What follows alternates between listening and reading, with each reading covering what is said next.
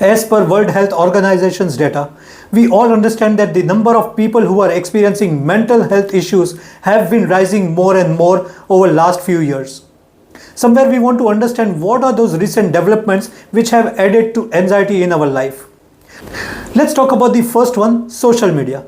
If I were to ask you that before few years, if you really had to celebrate, what would be the different occasions? You would say probably celebration of birthdays, family vacation, or maybe festivals. We all understand what it takes to celebrate, the amount of resources it needs. For example, financial resources, time, energy. However, if somebody tells us that now you have to celebrate every single day of the year, 365 days, imagine how difficult it would become. In fact, it would become impossible. Now that is the kind of pressure we are feeling in social media, that we have to make 365 days a year happening. And that is just adding anxiety to our life.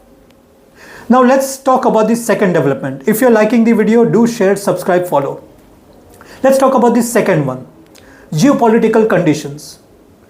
Couple of decades ago, if there was a war happening in some part of the world, we would not get impacted so much. But nowadays, even if there is a war in remote area going on, we really get panicked, worried. We get involved socially, emotionally, financially. Somewhere we start worrying about uncertainty.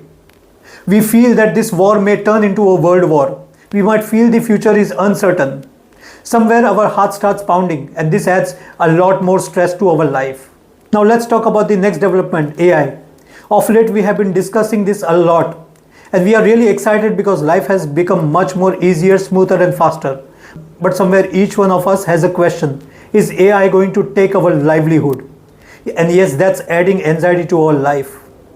Now let's talk about next development, which is climate change. We all have experienced humidity of late. Somewhere we keep checking air pollution index, and moment we see that in the red zone, we try and look for a place which can give us better atmosphere.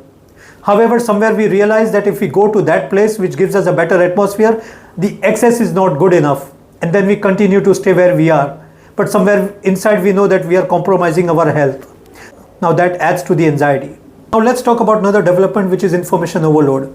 Somewhere we all feel that in our times when we had to choose a career, all we had was doctor, engineer, and maybe a couple of other choices.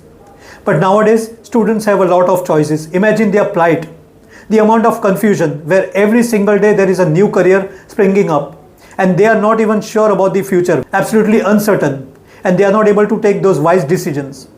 Imagine the amount of information they have. And if we really want to understand their confusion, let's take a small example. Let's say family decides to have a meal together outside. Now the number of choices a family has to eat outside are so much that the family gets confused of what to eat and what not to eat. Now that is something which is in control though. But if we talk about something as critical as career, it becomes very, very difficult for a person to decide what he or she should do. Somewhere all these developments are adding to the anxiety. But we really don't have to worry about anxiety if we understand the key really well.